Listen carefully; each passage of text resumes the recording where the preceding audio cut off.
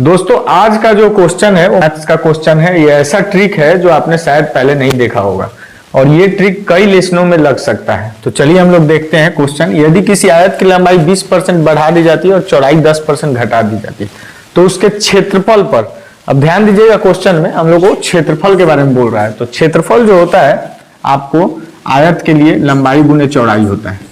तो इसी तरह से हम लोग सेटअप कर देंगे। 20% बढ़ा है, पहले मान लो कि 100 था, अब हो गया है 120, ठीक है। और ये हो गया लंबाई और चौड़ाई क्या दे रहा है, 10% घट गया है। तो पहले 100 था, अब चौड़ाई क्या हो गया है, 90 हो गया है, ठीक है। इस तरह से अब एक 100 को रहने देना है और बाकी को हम लोग सॉल्व करेंगे। तो यहां पास ये शून्य ये शून्य इससे, ये शून्य ये शून्य इससे कट गया, ठीक है। 12 9 कितना होता है, 108 और नीचे कितना है, 100। अब इस तरफ आप नीचे से ऊपर वाले की तुलना कीजिए। आप क्या देख रहे हो, 100 से 108 कितना अधिक है, 8%। और अगर अधिक है तो इसका मतलब है कि 8% क्या होगी, वृद्धि होगी। तो इस तरह से ये जो शॉर्टकट ट्रिक है इसके द्वारा हम लोग किसी भी क्वेश्चन को सॉल्व कर सकते हैं। अब आइए इसी आधार पर नेक्स्ट क्वेश्चन लोग बनाते हैं।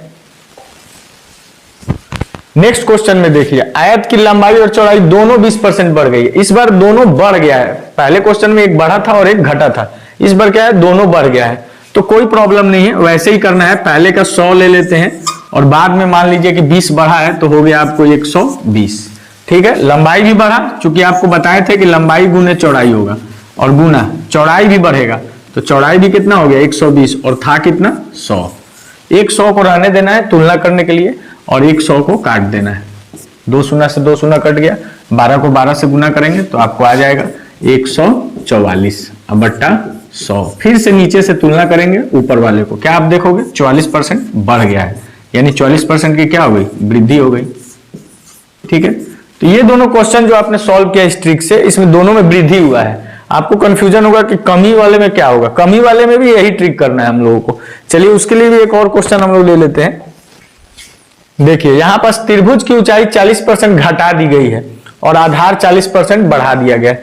त्रिभुज का क्षेत्रफल पर क्या प्रभाव पड़ेगा, तो क्षेत्रफल क्या होता है, हाफ गुने बी गुने एच, त्रिभुज का आधा गुने आधार गुने ऊंचाई।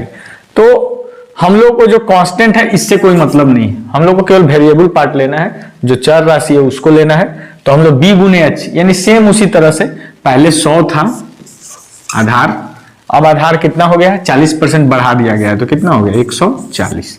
और ऊंचाई पहले 100 था, नीचे लिखेंगे पहले वाले को और बाद वाले को ऊपर लिखते हैं। ऊंचाई कितना हो गया, 40% घट गया, तो 100 में 40 घट गया तो कितना हो गया, 60 हो गया।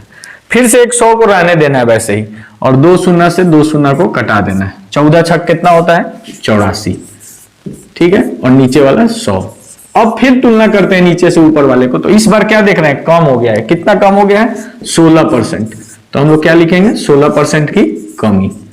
तो इस तरह से इस ट्रिक से हम लोग प्रतिशत वृद्धि हो या कमी हो दोनों को बना सकते हैं।